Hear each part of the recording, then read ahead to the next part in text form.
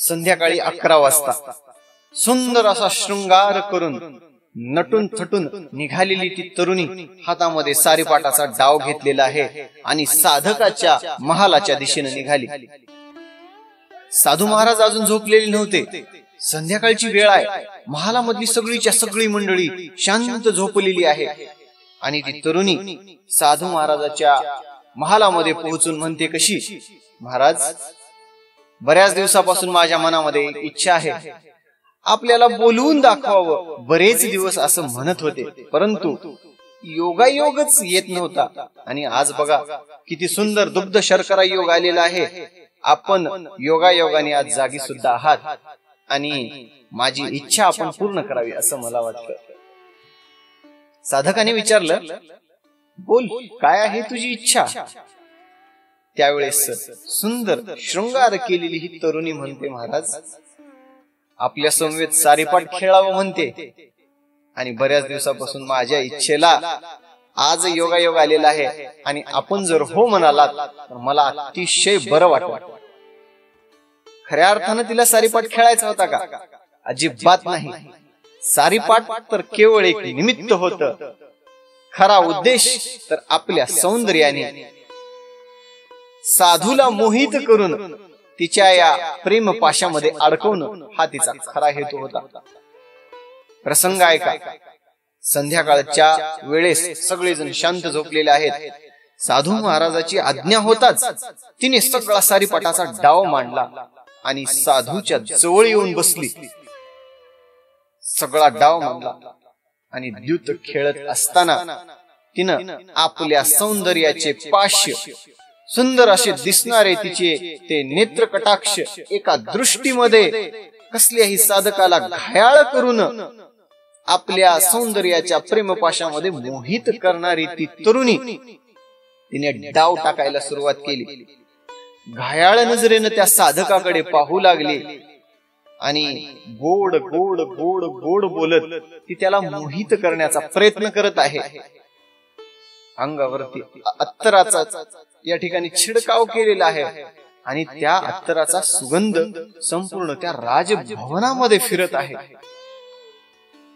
आणि मनमोहक अशा या सुगंधामध्ये रात्रीच्या काळी दोघांचा सारीपाटाचा डाव सुरू आहे. गोड गोड गोड बोलत ती विषयासक्त होण्याचं या ठिकाणी बोलणं साधू महाराजाला बोलू लागली. बोलत बोलत आपला तिने डाव मांडायला सुरुवात केली. परंतु आपल्या साधनेमध्ये कधीही न डगमगणारा हा साधक तिचे ते विषयासक्त बोलणं त्याच्या हृदयावर वज्रघात करू लागले. तिचे विषयासक्त असणारे शब्द त्याला घायाळ करू लागले आणि साधक आपल्याकडे लक्ष देत नाही. हे पाहून तिनं शेवटचं स्त्रीकडे जे अस्त्र असतं ते अस्त्र उचललं. आपल्या खांद्यावरचा पदर या ठिकाणी खाली सोडला आणि अर्धनग्न अवस्थेमध्ये असणारी साध्वी, अर्धनग्न अवस्थेमध्ये असणारी ती सुंदर मनमोहक तरुणी साधकाला आपलं अंग प्रदर्शन करीत आहे. परंतु आपल्या साधनेमध्ये तपस्वी असणारे साधक म्हणतात कसे, जाई तो माते न करी सायास, आम्ही विष्णुदास तैसे नोहे. जाई तो माते न करी सायास, आम्ही विष्णुदास तैसे नोहे. सुंदर तरुणी विषयासक्त होऊन प्रेम पाशामध्ये अडकण्यासाठी येत आहे आणि हा साधक तिला दूर ढकलून लावत आहे. कोण आहे हा साधक? एवढी अशी महान साधना असणारा या साधकाची कथा ऐकलीच पाहिजे. जाणून घेऊया नवनाथ भक्तिसाराचा अध्याय 21. वक्रतुंड महाकाय सूर्यकोटी समप्रभ निर्विघ्नं कुरु मे देव सर्वकार्येषु सर्वदा. गुरु गुरुर्ब्रह्मा गुरुर्विष्णू गुरुर्देव महेश्वरा गुरुर् साक्षात् परब्रह्म तस्मै श्री गुरवे नमः. जयांची केली स्मरण होय सकल विद्येंचे अधिकरण. तेची बंधू श्री चरण श्री गुरूंचे ते नमस्कारोनी आता.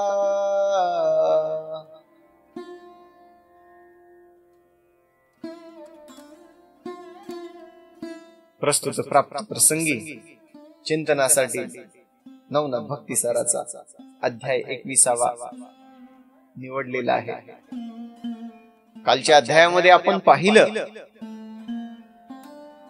गोरक्षनाथांनी पुरोडेचं रूप धारण करून, पुरोडा नाव धारण करून एका सुंदर स्त्रीच्या वेश्यामध्ये राजमहालामध्ये आपली कला दाखवण्यासाठी कलिंगेसह उपस्थित होऊन आपली कला प्रदर्शित करून मृदंगातून ध्वनी उमटवला, चलो मचिंद्र गोरकाया.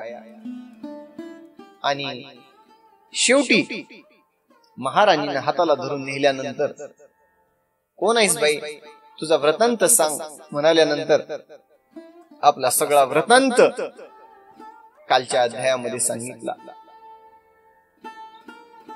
आणि ठरल्याप्रमाणे गोरक्षनाथ आता सांगितले की म्हणले आपला जो हेतू आहे तो कुणालाही स्पष्ट बोलून दाखवायचा नाही. आपले हे जे गुरु सुखाच्या शय्येमध्ये या ठिकाणी कामाचा उपभोग घेऊन आनंदामध्ये रममान झालेले आहेत, त्यांना या सुखामधून बाहेर काढायचं आहे. मैनाकिनीनं आपला पुत्र मिननाथ याच्याप्रमाणेच प्रत्येक सुख सोयीमध्ये गोरक्षनाथाची सेवा केली. गोरक्षनाथाला कुठल्याच गोष्टीची या ठिकाणी कमतरता नाही.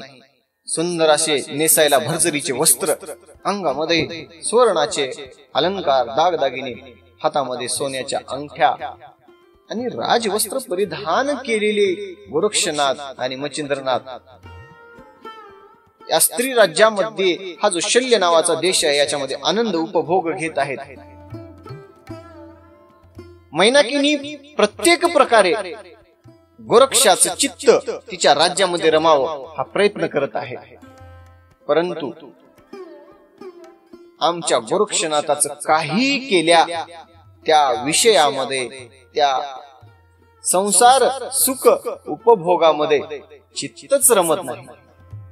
आणि सामान्य जीवांना जे विषय गोड लागतात गोरक्षनाथांना कडू लागले.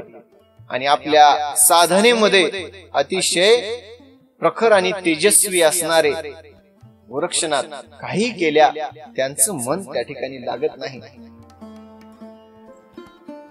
आणि काय करावं, काय करावं, आपल्या गुरुवर्याला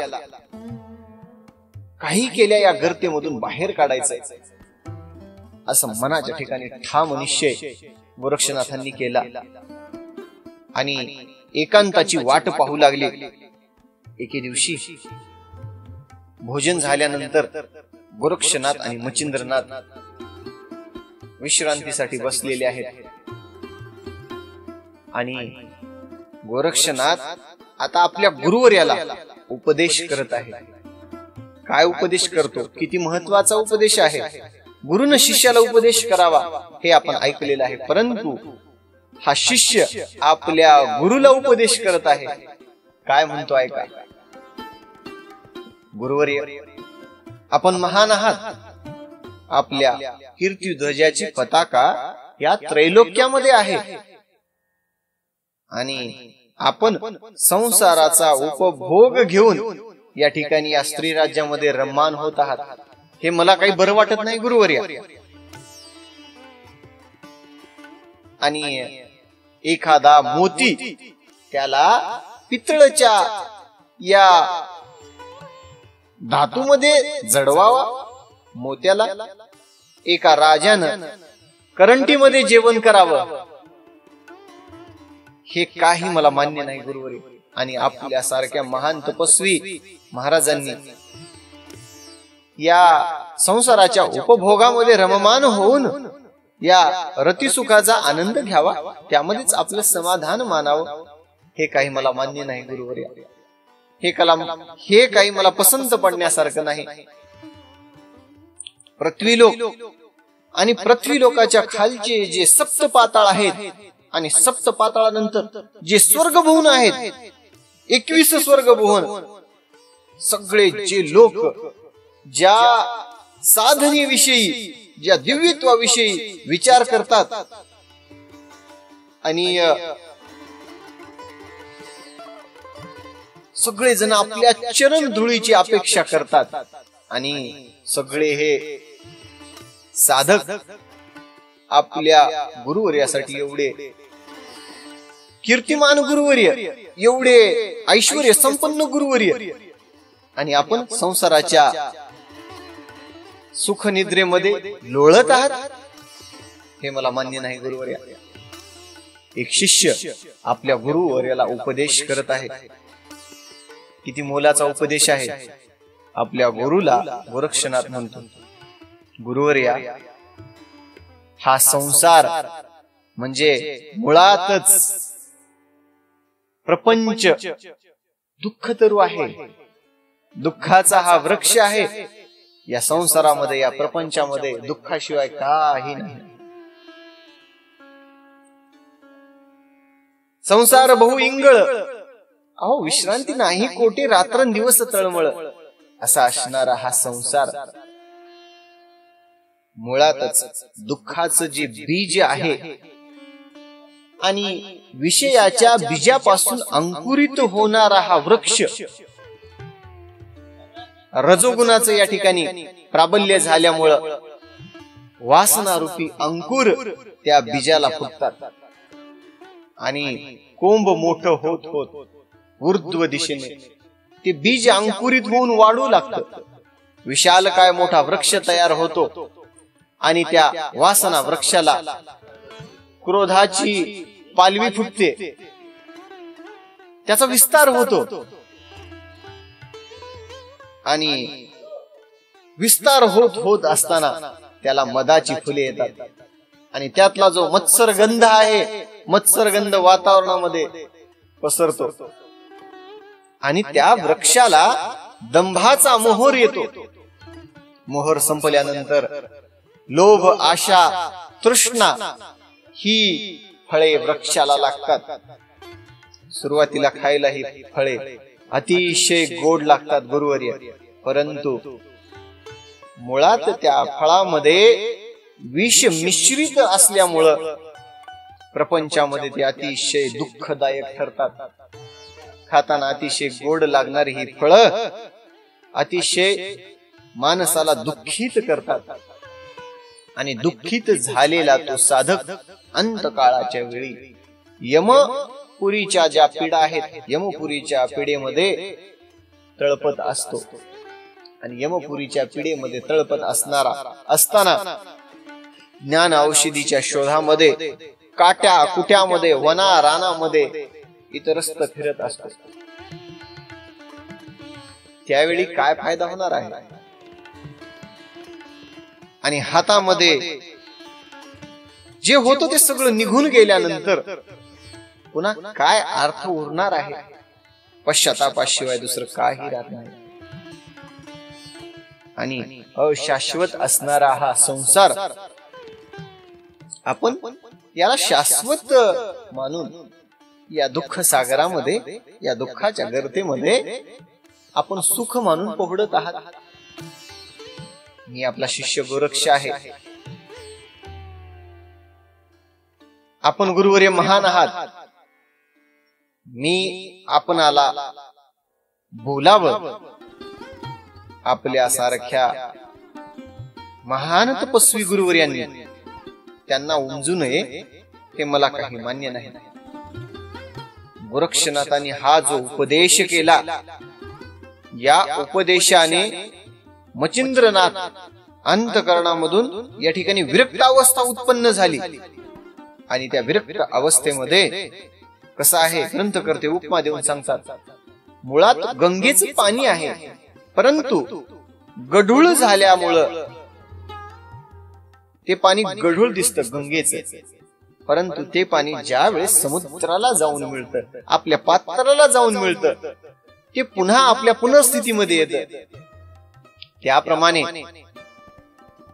गोरक्षनाथाचा उपदेश मच्छिंद्रनाथांनी ऐकला आणि अंतःकरणामध्ये विरक्ती उत्पन्न झाली आणि या संसारामधून त्यांचं मन बाहेर निघालं.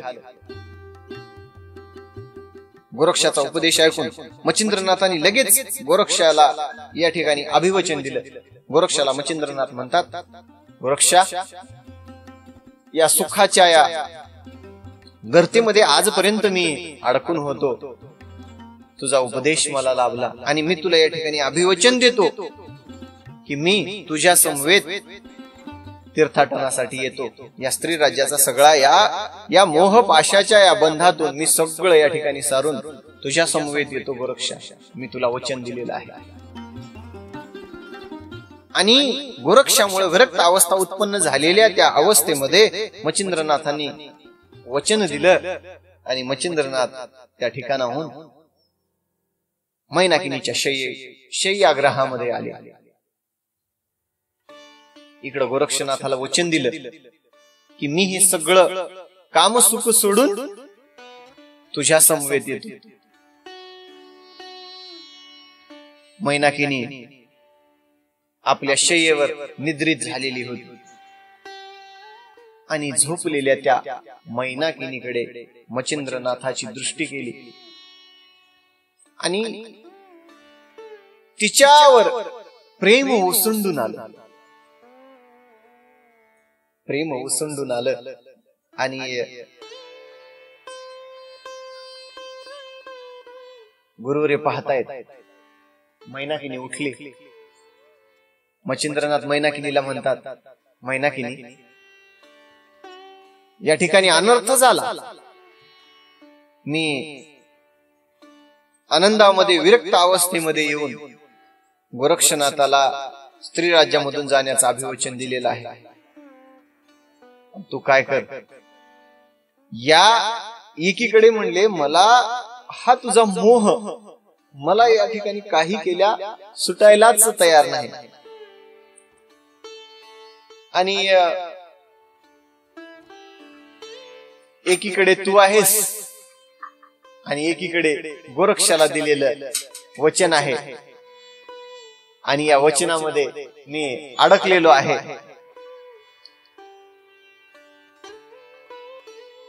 आणि काय कर मैनाकिनी, आता तूच यातून काहीतरी मार्ग काढ.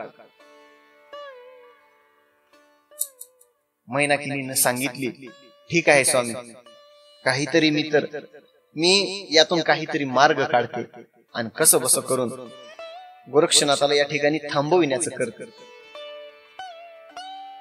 गोरक्षनाथ हे वैराग्य संपन्न आहेत.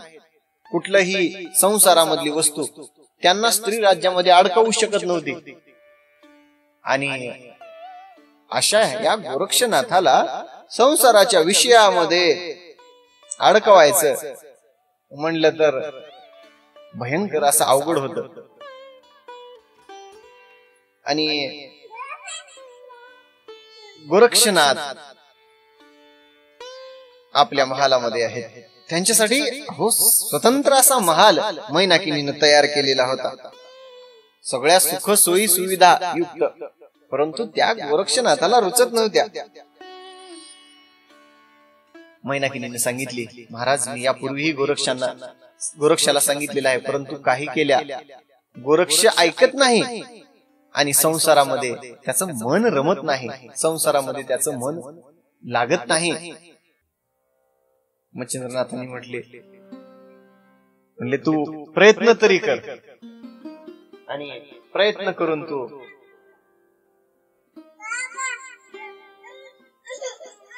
प्रयत्न करून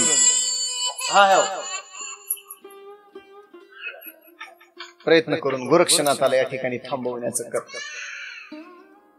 ठीक आहे महाराज, मी माझ्याकडून जेवढे होतील तेवढे प्रयत्न माझ्या परीने करून बघते, परंतु शेवटी नाविलाजच झाल्यानंतर मी तर त्या ठिकाणी काय करणार आहे. गोरक्षनाथाला विनवण्यासाठी मैनाकिनी गोरक्षनाथाच्या सदनामध्ये गेली. गोरक्षनाथाला म्हणते. गोरक्षनाथाला काही म्हणणे अगोदरच गोरक्षनाथानं मैनाकिनीला म्हटलं, आई, मी मच्छिंद्रनाथाला तीर्थाटनासाठी घेऊन जावं म्हणतोय आणि बऱ्याच दिवसापासून माझ्या मनामध्ये हा भाव आहे आपल्या गुरुवर्याला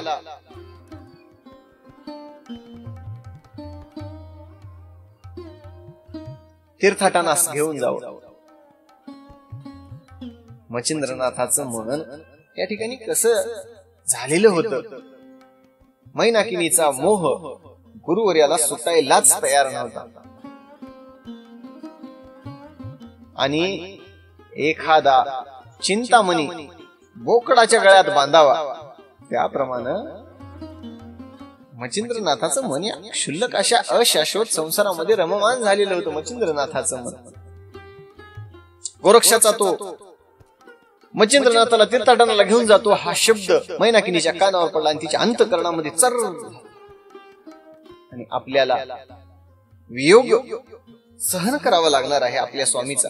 तिच्या मनामध्ये प्रश्न येऊ लागले आणि सगळ्या मनामध्ये भांबावून गेलेली मैनाकिनी म्हणते कशी, बाळा गोरक्षा, तू माझा पुत्र मिननाथ आणि तू मला माझ्या पुत्रासारखेच आहात. एवढं मोठं ऐश्वर्य संपन्न असं हे स्त्री राज्य आहे आणि या स्त्री राज्य तुम्ही दोघे आनंदाने उपभोग घ्या. आणि आमचं काय, आता आमचं वय झालेलं आहे आणि म्हातारपणाला आम्हाला कोण सांभाळणार आहे? म्हातारपणाला आम्हाला आधार कोण देणार आहे? बाळा, म्हातारपणीची तुम्ही माझी काठी आहात, तुम्हालाच हे सगळा राज्यभार सांभाळायचा आहे. गोरक्षनाथांनी म्हटलं, माते, ज्या ठिकाणी आम्ही या त्रैलोक्याची या ठिकाणी चिंता बाळगत नाही तिथं हे तुझं राज्य, त्या राज्याचा लोभ आम्हाला कशाला लागेल? त्रैलोक्याची चिंता न बाळगणारे आम्ही साधू पुरुष, आम्हाला कशाची आली, कशाचा हा लोभ नाही आमचं मन रमती आहे ह्याच्यामध्ये. आणि तुझा भाऊ जो मिननाथ आहे त्याचं कौतुक कोण करेल? आम्हाला म्हातारपणाला कोण आधार देईल?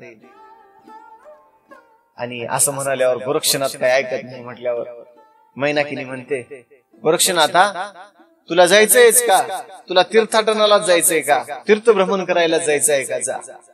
परंतु एक काम कर, काय कर, मला मोठ्या विहिरीमध्ये ढकल आणि मला मोठ्या विहिरीमध्ये ढकलून तू खुशाल निघून जा. काय करावं बाळा, मी माझा जीव चिडून अकांताने जीवाच्या तुला सांगत आहे, तुम्ही आनंदाने हे ऐश्वर्य भोगा. म्हातारपणाला तुम्ही आम्हाला जर सोडून गेलो तर आम्हाला भीक मागून खावं लागेल. एवढं मोठं ऐश्वर्य संपन्न राज्य असताना आमच्यावर भीक मागून खायची पाळी येईल बाळा. काही केल्या गोरक्षनाथ ऐकायला तयार नाहीत. आणि गोरक्षनाथांनी शेवटी सांगितलं, माते, काहीही झालं तर मी गुरुवर्य मच्छिंद्रनाथाला तीर्थाटनासाठी घेऊन जाणार म्हणजे जाणार. आणि हा माझा निर्धार आहे. देवाच्या कार्यासाठी या ठिकाणी अडथळा करू नये. कोणी तीर्थाटनामध्ये जात असेल, कोणी अन्नदान करत असेल, कोणी चांगलं कार्य करत असेल, आपल्याच्यानं नाही घडत ना, नाही घडू द्या, परंतु त्याला त्या कार्यामध्ये अडथळा करत जाऊ नये. मातोश्री, हा आपला धर्म सांगतो आणि या धर्माच्या कार्यामध्ये तू अडथळा करून पापाची भागीदार होऊ नकोस असं सांगितल्याबरोबर शेवटचा पर्याय म्हणून मैनाकिनी गोरक्षनाथाला म्हणते, गोरक्षा, तुला तीर्थाटनाला बाळा जायचं असेल तर जा, परंतु माझी एक हात जोडून विनंती आहे बाळा, निदान 1 वर्षभर तरी तू माझ्यासोबत राहा अशी माझी इच्छा आहे. मुळामध्ये तिच्या मनामध्ये विचारचक्र चालू होतं, एखादी वर्ष गोरक्षनाथाला या संसाराच्या सुखसागरामध्ये अडकावून ठेवावा, त्याला अनेक प्रकारच्या सुख सामग्री, साधन संपत्ती दाखवून, ऐश्वर्य संपदा सगळी दाखवून त्याला मोहित पाडावं आणि आपल्या परीनं काही प्रयत्न करता येतील का ते पाहावं. आणि या काळामध्ये जर गोरक्षनाथ जर या संसाराच्या उपभोगामध्ये जर अडकला तर आपण आपल्या या स्त्री राज्याच्या ऐश्वर्याला भोगण्यापासून आपल्याला कोणीच वंचित करू शकणार नाही. आणि बाळा 6 महिने तर आता झालेले आहेत, उतावीळपणा करू नकोस. आणि अजून या माझ्या मातेचं म्हणून अजून 6 महिने तू या ठिकाणी राहा. एक आईची इच्छा पूर्ण नाही करणास का?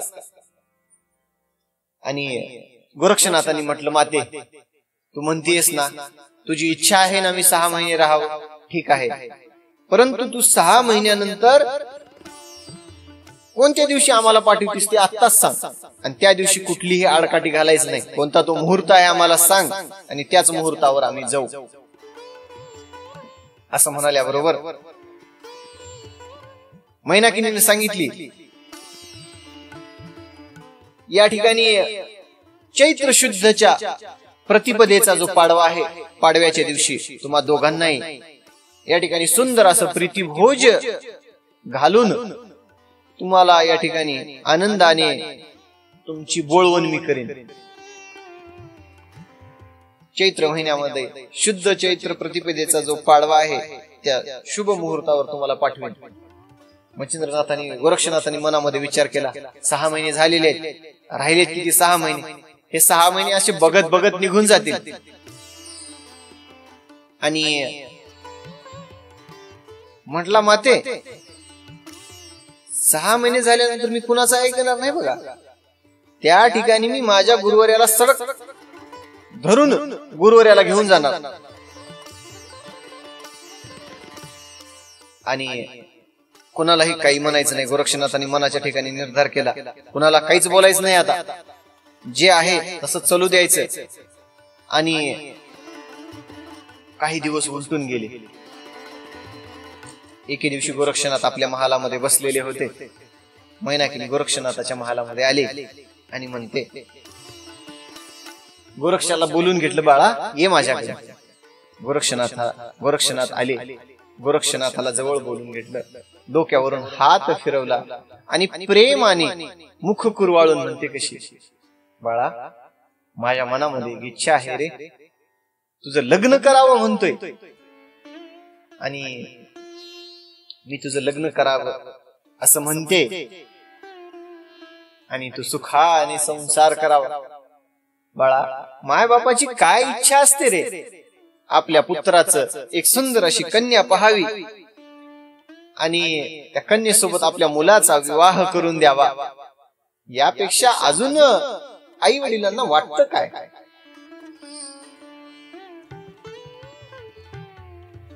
गोरक्षनाथांनी ऐकलं आणि हे गोड गोड गोड बोलून आपल्याला या संसारामध्ये अडकविण्याचा प्रयत्न करत आहे. तिचा हेतू गोरक्षनाथांनी जाणला. आणि गोरक्षनाथ म्हणतात कसे, मातोश्री तुम्हाला कोण म्हणाले या ठिकाणी मी ब्रह्मचारी आहे? अहो, माझं लग्न झालेलं आहे, मला 2 बायका आहेत आणि त्या म्हणजे माझ्या कानामधल्या मुद्रा. माझं लग्न झालेलं आहे.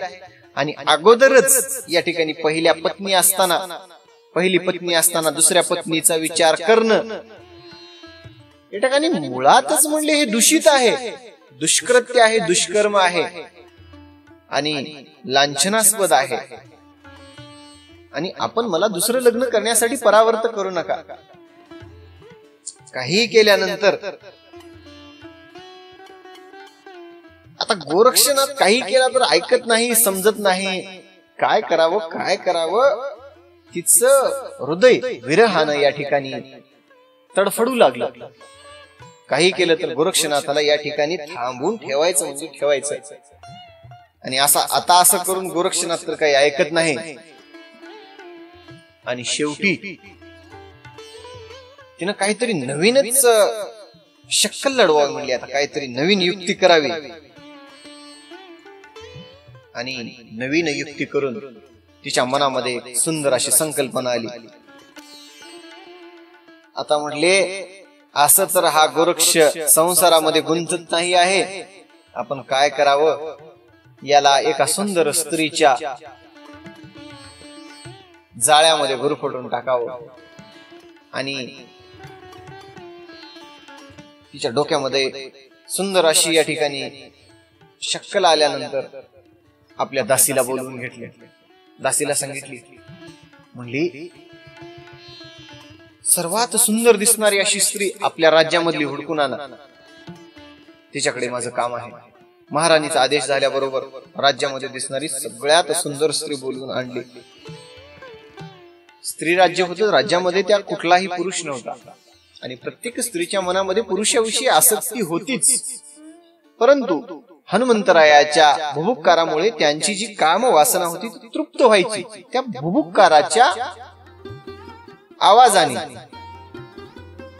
आणि कामाविषयी आसक्त झालेली ही स्त्री, तिला आदेश दिला महाराणीने, तू काय कर, काही करून गोरक्षनाथाला आपल्या या सौंदर्याच्या जाळ्यामध्ये अडकावून टाक आणि रतिसुख काय पाहिजे ते गोरक्षाला दे, असं सांगितलं. ठरल्याप्रमाणे आजच संध्याकाळी आपण जायचंय. सुंदर अशा स्त्रीने ठरवलं.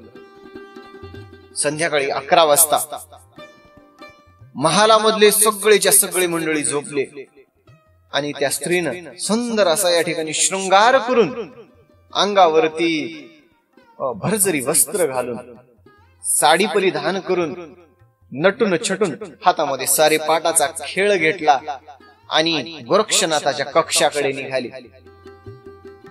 गोरक्षनाथ अजून झोपले नव्हते.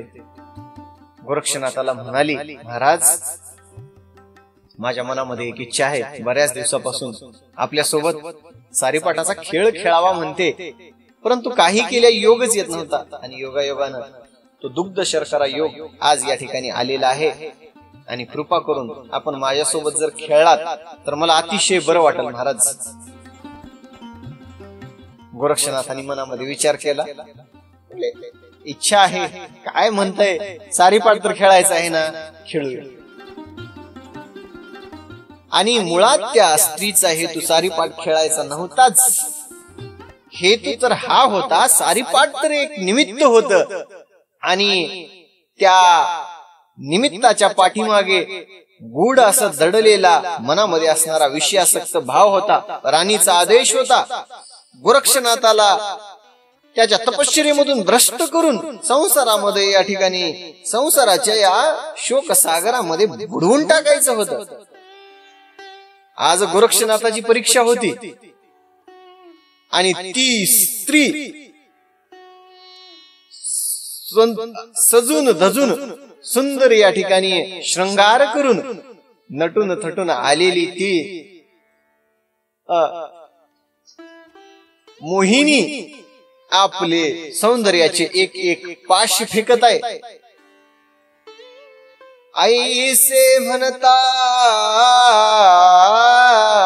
नितंबिनी सारी पाट पसरुनी निकट येऊनी परिद्युत खेळता शुभाननी नेत्रबाण खोचितसे. खेळत खेळत खेळत आपल्या नेत्र कटाक्षाने प्रेमळ अशा दृष्टीने ते नेत्रबाण गोरक्षनाथावरती फेकत आहे. प्रेमळ अशा दृष्टीने गोरक्षनाथाकडे बघत आहे आणि खेळत खेळत खेळत विषयाधीन होऊन, विषयासक्त होऊन विषया उद्युक्त करणारे बोल बोलत आहे. परंतु ते बोल गोरक्षनाथाच्या हृदयावरती तीव्र घाव करत आहेत. विषयापासून दूर असणारं त्यांचं मन या तिच्या घायाळ करणाऱ्या नजरेकडे आणि बोलण्याकडे कशाला घायाळ व्हायचंय.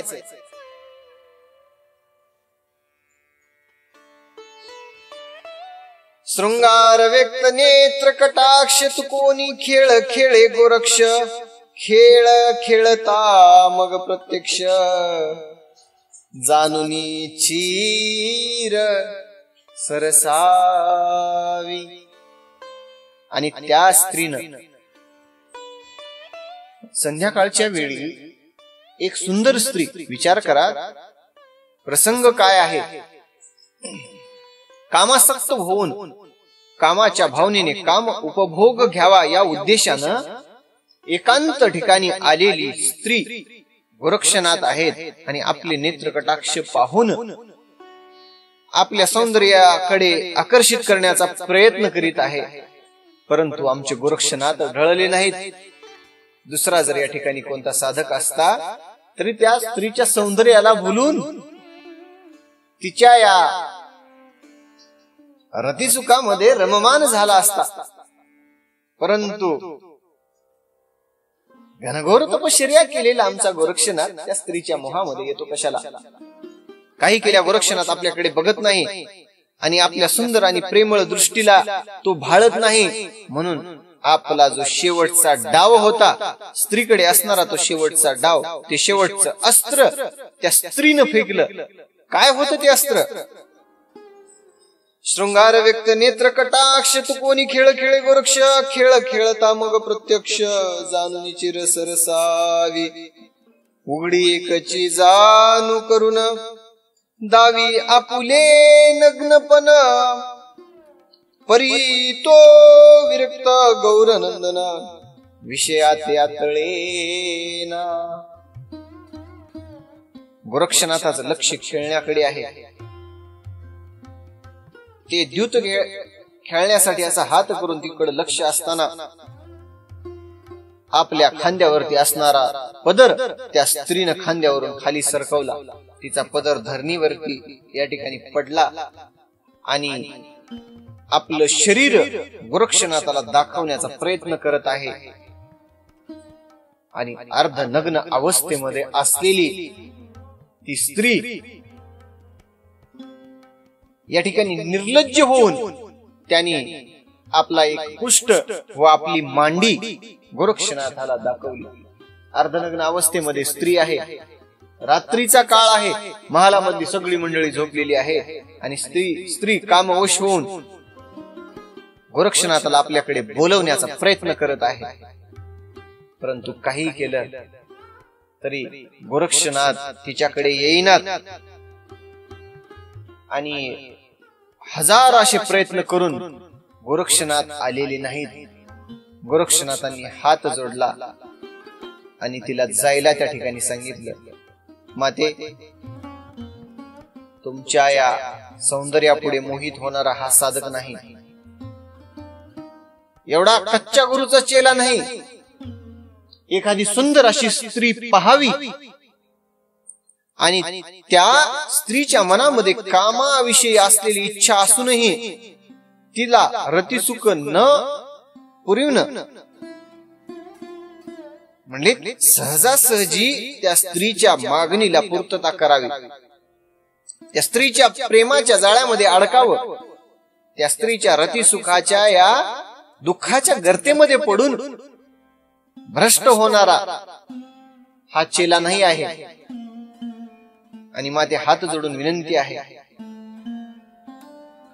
जाई ओ तो माते नकरी सायास, आम्ही विष्णुदास तैसे नोहे. आमच्या तुकाराम महाराजावरती सुद्धा एकदा प्रसंग आलेला होता. तुकाराम महाराजांनी सुद्धा स्त्रीला हेच वाक्य उद्गारलं होतं, माते आम्ही विष्णुदास तसे नाही आहोत. आणि कामासक्त होऊन आलेल्या स्त्रीला मातृत्वाचा दर्जा देऊन पाठवणारी ही आमची संत परंपरा आहे. हे आहे वैराग्य. आणि गोरक्षनाथ त्या स्त्रीच्या मोहामध्ये अडकले नाहीत.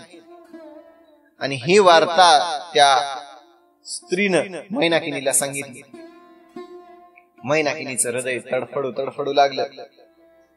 काही केलं तरी हा गोरक्ष आपल्या जाळ्यामध्ये अडकत नाही आहे.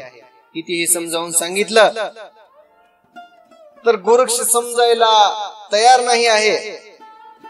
दिवसामागून दिवस सरले, काळ उलटत गेला आणि चैत्र शुद्ध प्रतिपदेचा तो पाडयाचा दिवस येऊन उजाडला.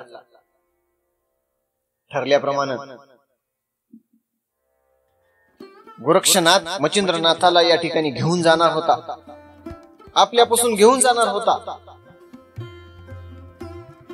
ती विचारच करत आहे आणि तिचं मन एवढं उत्कंठित होत आहे, सद्गदित मच्छिंद्रनाथाचा वियोग अटळ आहे हे तिनं जाणून चुकली. आणि तो दिवस आल्यानंतर अतिशय दुःखित होऊन जड अंतकरणाने सगळ्या या राज्यामध्ये गुढीपाडव्याचा दिवस आहे म्हणून सगळे या ठिकाणी गुढ्या उभारत आहेत. सगळे आपल्या दारात पुढे रांगोळ्या काढत आहेत. सुंदर या ठिकाणी सजावट राजमहालाला सगळी झाली. परंतु मनामध्ये उद्विग्न अवस्था असलेली, मनामध्ये अतिशय दुःखित, मनामध्ये विरह आहे आपल्याला. आता माझे मच्छिंद्रनाथ मला सोडून जाणार. मच्छिंद्रनाथाच्या विरहाने कळवळणार तिचं मन कुठल्याच ठिकाणी रममान होत नाही आहे. परंतु आज आपल्या नाथाला निरोप द्यायचा आहे. ठरल्याप्रमाणे आज त्यांची बोळवण करायची आहे म्हणून गोडधोड पक्वान करायला सांगितले. आणि पाडव्याच्या दिवशी महालामध्ये सगळे या ठिकाणी दुःखमय वातावरण आहे. आज गोरक्षनाथ आपल्याला सोडून जाणार, आज मच्छिंद्रनाथ आपल्याला सोडून जाणार. त्यांच्या विरहामध्ये तडफडणार मैनाकिनीचं मन अतिशय दुःखित होऊ लागलं. जड अंतकरणाने तिला तो दिवस जाता जाईना. मच्छिंद्रनाथ आहेत, त्या दोघांनाही जीव वाढला. पंचपक्वाने खाऊ घातले आणि सगळ्या नगरामध्ये सगळ्यांना वृत्तांत कळाला की आज मच्छिंद्रनाथ हा नगर सोडून जाणार आहेत, मच्छिंद्रनाथ हे राज्य सोडून जाणार आहेत. हा वृत्तांत सगळ्या महालामध्ये पसरला. सगळ्या महालाला शोक कळाली. आज गोरक्षनाथ घेऊन जाणार आहे. गोरक्ष नावाच या ठिकाणी राज्याला ग्रहण लागलेलं आहे आणि मच्छिंद्र नावाचा सूर्य गिळंकृत करण्यासाठी आलेला आहे. मैनाकिनीनं मोठ्या जड अंतकरणाने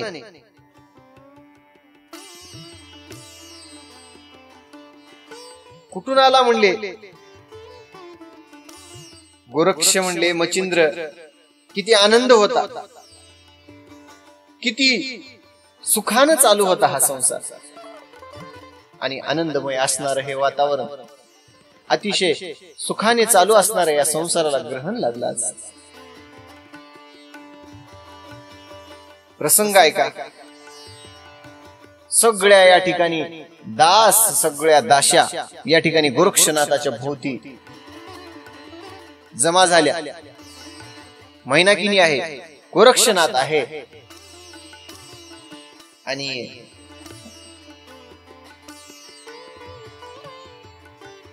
गोरक्षनाथाची विनवणी करतात. काय म्हणतात, म्हणती गोरक्षा ऐके वचन,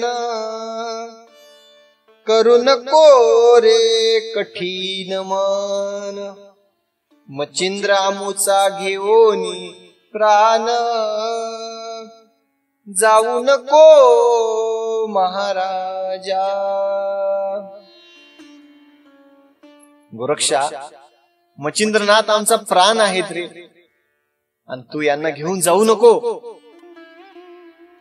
एवढं हे सुख संपन्न, ऐश्वर्य संपन्न हे राज्य आहे आणि सगळं हे एवढे उपभोग सोडून या ठिकाणी पंचपक्वान सोडून या तुकड्यामध्ये काय आहे.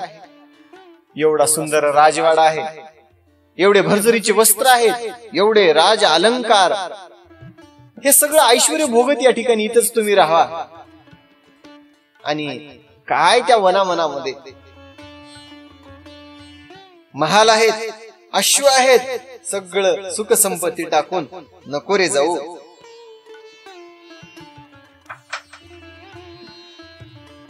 आम्ही झालो तुमच्या दासी, नित्य आचरू सेवेसी, रती सुखासी नटू तैसे, हे सुख संपन्न भोगी का. कनकासनी विराजमान, दिससी जैसा सहस्त्र नयन, ऐशा सुखाचा त्याग करून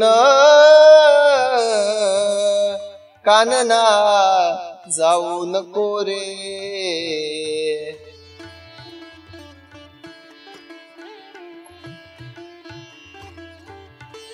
सगळं हे सुख सोडून जाऊ नको रे. आणि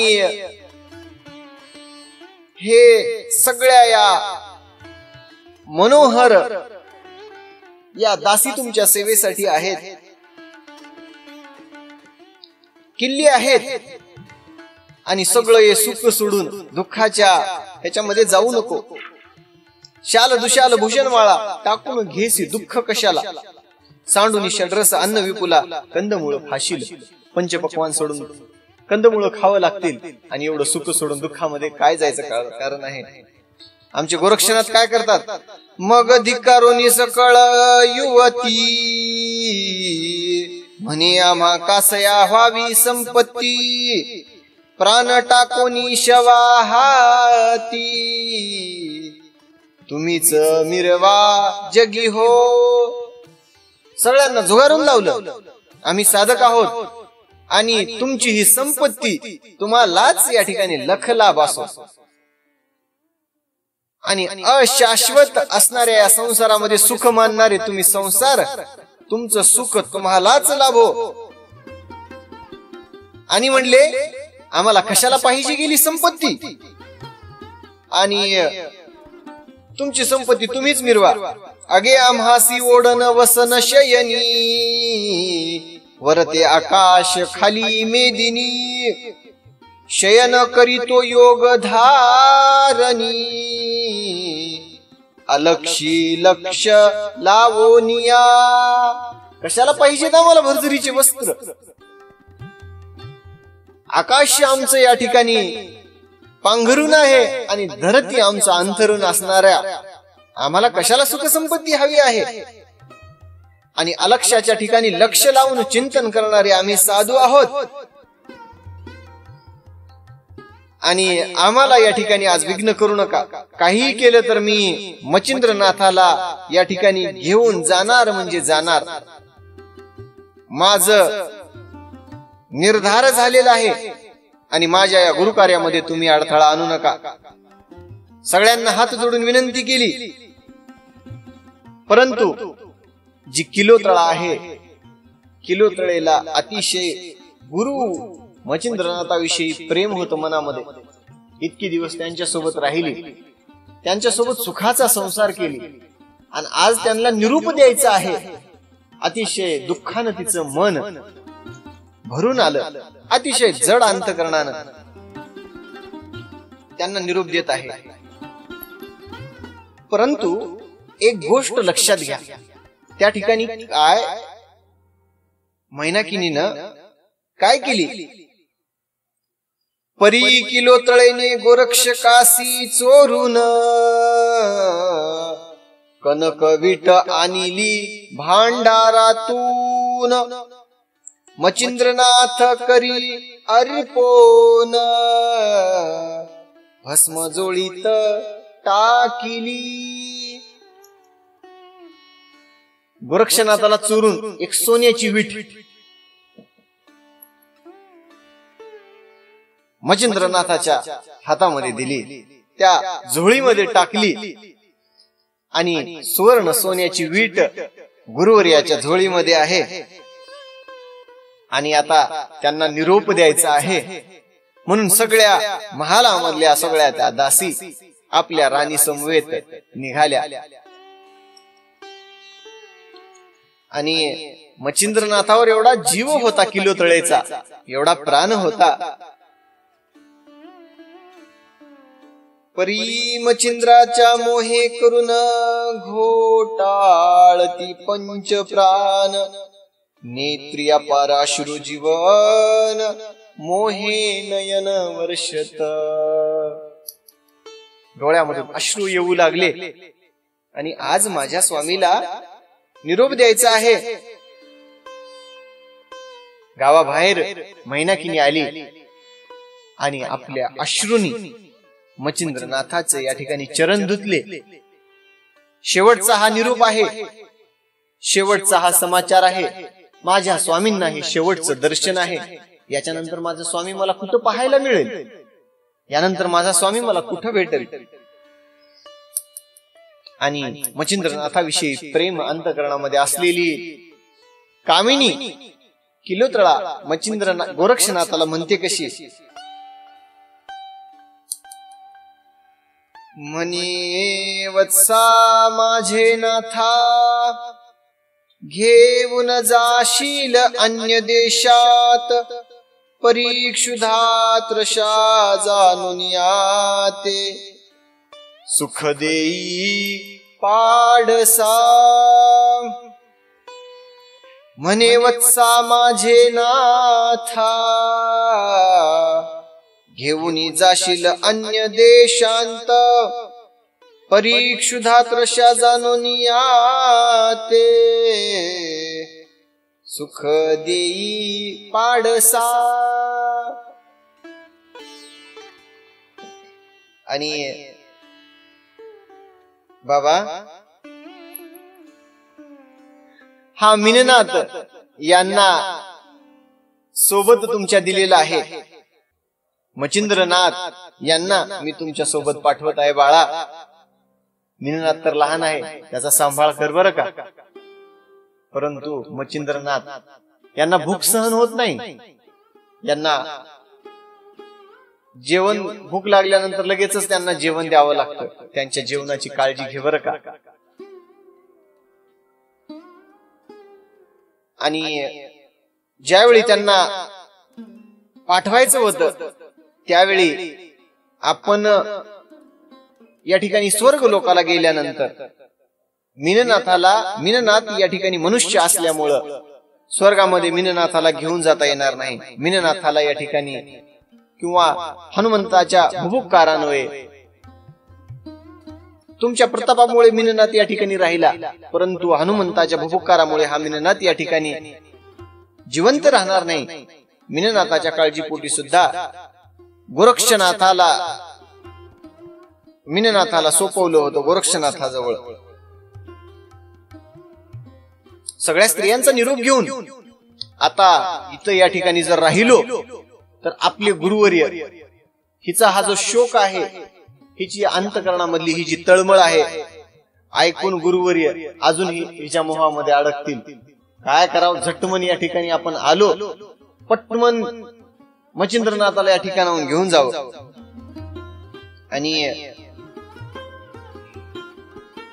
शेवटचा निरोप देत आहे, बारे मच्छिंद्रा शांतीचा अचळू, परी फारची असे सदा भुकाळू, तरी मच्छिंद्राचा क्षुधानळू. बाळा समान जाणरे, एखाद्या लहान बाळाप्रमाणे त्यांना भूक लागते. भूक लागल्यानंतर त्यांना जेवण द्यावं लागतं. जैसे मीननाथाचे लहानपण त्याची रीती मच्छिंद्रा ते मान, हे उभयता हे दक्षिण तुझे ओठीत वाहिले. दोघांनाही, लहान हा मीननाथ आणि हे मच्छिंद्रनाथ, दोघांनाही आज तुझ्या ओटीमध्ये वाहते. आणि त्यांना देताना, त्यांना समाचार देत असताना तो विरह किलोतळेला सहन झाला नाही. आणि ग्रंथकर्ते निवेदन करतात तिचा शोक, तिचं दुःख काय आहे. ऐसे वदोनी किलोतळा मिठी घाली गोरक्ष गळा, म्हणे बारे तू ते वेळोवेळा, निरविते जीवी धरी बा. अतिशय जड अंतःकरणाने दुःखी होऊन किलोतळा गोरक्षाला या ठिकाणी मिठी घालते आणि म्हणते, बाळा यांचा सांभाळ कर बर का. ऐसे म्हणून हंबरडा होडीत परम अट्टहासे शब्द करीत. म्हणे आता कैसा नाथ निज डोळा देखेन मी. आता माझ्या मच्छिंद्रनाथाची मला कधी भेट होते, कधी दिसतील माझे नाथ. शेवटचा निरोप त्यांना देत आहे. आणि गोरक्षनाथांनी म्हटलं, या ठिकाणी आता जर जास्त वेळ जर राहिलो, मच्छिंद्रनाथाच्या हृदयामध्ये तिच्याविषयी प्रेम निर्माण होईल, ममता जागृत होईल, आणि या ठिकाणी आपण चटकन मच्छिंद्रनाथाला या ठिकाणी निघून घेऊन जावं. म्हणून मच्छिंद्रनाथाच्या हाताला धरले आणि हाताला धरून दूर घेऊन गेले.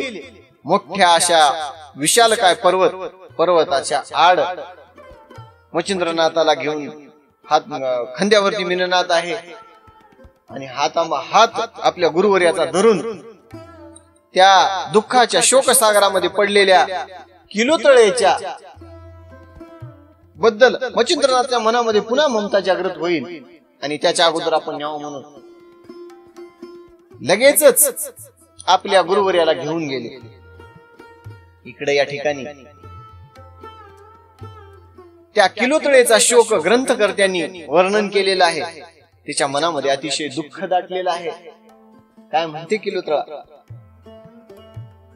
आणि म्हणले, म्हणे बाई गे शचीनाथ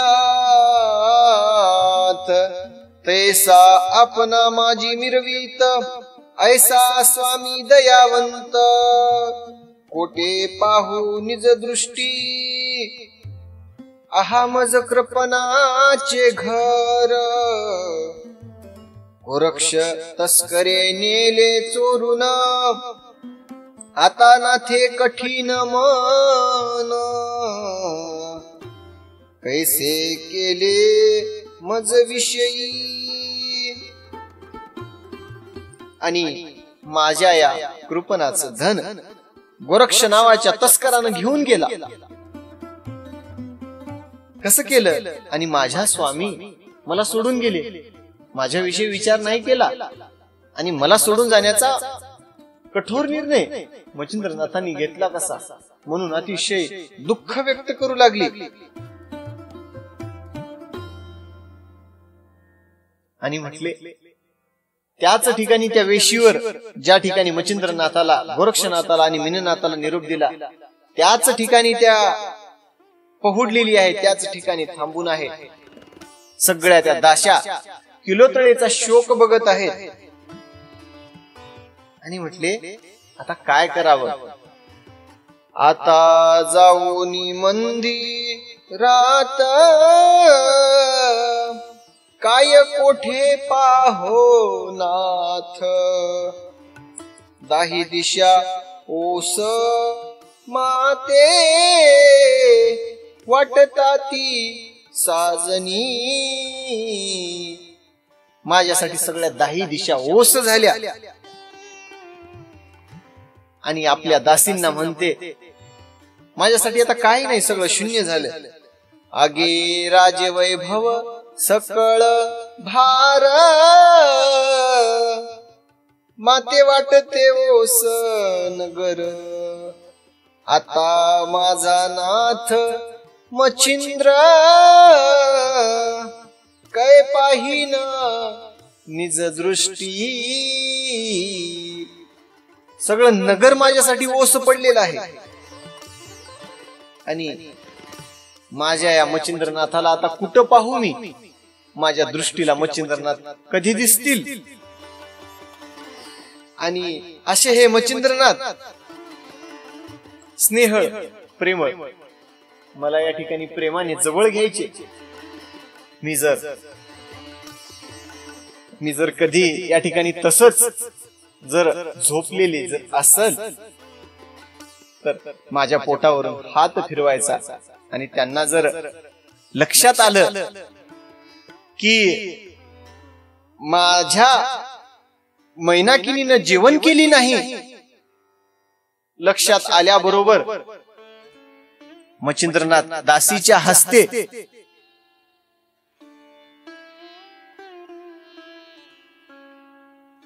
लगेच त्या दासीला जेवण करायला, जेवण आणण्यासाठी पाठवायचं आणि बळेच मला या ठिकाणी प्रेमानं घास चारायचे, मला पाणी पाजायचे. आणि एवढा माझ्यावरती प्रेम करणारा मच्छिंद्रा एवढा कसा निर्दयी झालास रे. आणि नाथ मला निर्दयी करून, एवढं निर्दयी होऊन मला सोडून गेला. आणि असं बोलून, ऐसे बोलूनी वागू उत्तर मस्तक आपटिले महीवर, मुखी मृतिका वारंवार घालोनी हंबरडा होडीत से. अहो एवढं दुःख झालं, दुःखामध्ये खाली गुडघे टेकून खाली या धरणीवरती लोळू लागली, तोंडामध्ये माती घालून दुःख व्यक्त करू लागली, धरणीवरती डोकं आपटून रडू लागली. मनामध्ये अतिशय दुःख आहे आणि दुःखानं कळवळीत होणार तिचं मन शोक व्यक्त करू लागला. आणि हंबरडा, मोठ्यानं हंबरडा फोडून रडू लागली. आणि तिचा हा हंबरडा स्वर्गामध्ये उपरीचर वसूच्या कानी पडला. आणि वसू या ठिकाणी तत्काळ आले, पाहिलं धरणीवरती किलोतळा लोळत आहे. तिला उठवून म्हणतात, म्हणले अगं पापिनी, स्वर्गाची या ठिकाणी तू पद्मिनी आहेस आणि तुला मी दिलेला शाप होता आणि तू त्या शापातून आता मुक्त झालेली आहेस. तुला मच्छिंद्रनाथ सोडून गेले आणि तुला स्वर्गामध्ये घेऊन जायचं आहे आणि तू शोक व्यक्त करीत बसलीस. आणि तिची समजूत काढली आणि आपले सासरे आपले समजूत काढत आहेत असं म्हणून आपला शोक थोडासा आटपता घेतला. आणि म्हणले तू या स्वर्गीची, या स्वर्गभुवनामध्ये शोभिवंत असणारी तू पद्मिनी या मृत्यूलोकाबद्दल का हळहळ व्यक्त करती, या अशाश्वत अशा संसाराबद्दल का दुःख व्यक्त करत आहेस असं सांगितल्याबरोबर तिला किलोतळेला कुरवाळून धरिता झाला हृदय कमळा. अश्रू डोळा पुसून ती वेळा सदना माझी आणि तसे. तिच्या डोळ्यातलं अश्रू पुसलं आणि उपरीचर वसूंनी या सदनामध्ये तिला घेऊन आले आणि तिला बोध केला. आणि तिला जो केलेला बोध आहे नवनाथ भक्तिसाराच्या पुढच्या अध्यायामध्ये तो बोध आहे. आणि नरहरी वंशी जे धुंडीसूत मालुकवी आहेत ते अतिशय गोड शब्दात वर्णन करतात. श्रोते हो म्हटले, भक्तिसार उत्तम ग्रंथ ऐकता होय पुण्यवंत, तरी श्रोते देऊनी चित्त ग्रंथ आदरे ऐकावा. आणि श्रोते हो, नवनाथ भक्तिसार अतिशय उत्तम असा ग्रंथ आहे. ते ऐकल्यानं तुम्ही पुण्यवंत व्हाल आणि चित्त देऊन ऐका आणि आदरान्वये ऐका असं सगळ्या या श्रोत्यांना आनंद भावे शरण जाऊन धुंडीसूत मालुकवी या अध्यायाचे निरूपण करतात. नरहरी वंशी धुंडीसूत अनन्य तुम्हा शरणागत, मालू ऐसे नामे देहाते संत कृपेने व्यापिले. स्वस्ती श्री भक्ती कथा सार ग्रंथ स्वय बोलिला पंढरीनाथ, सदा संत सज्जन परिसोत ईश्वर कृपे करुनिया. स्वस्ती श्री भक्ती कथा सार सम्मत गोरक्ष काव्य किम्यागार, सदा परिसोत भाविक चतुर एक विशचित अध्याय गोडहा. श्रीकृष्णार्पणमस्तु. शुभं भवतु. श्रीरस्तु. कुंडलीक वरदे हरि विठ्ठल. श्री ज्ञानदेव तुकाराम ज्ञानेश्वर महाराज की जय. कपिवर्य महारुद्र हनुमान की जय। अवधूत चिंतन श्री गुरुदेव दत्त। वासुदेव हरी। श्री नवनाथ महाराज की जय। अशा प्रकारे आजच्या अध्यायाचं अतिशय गोड असं निरूपण झालेलं आहे। उपरीचर वसू उद्याच्या अध्यायामध्ये किलोतळेला उपदेश देतील। अतिशय गोड असा उपदेश असणारा पुढचा हा अध्याय आहे आणि भगवंताला अनन्य भावानं शरण जाऊन आजच्या अध्यायाला या ठिकाणी समाप्त करूया। रामकृष्ण हरी। आदेश।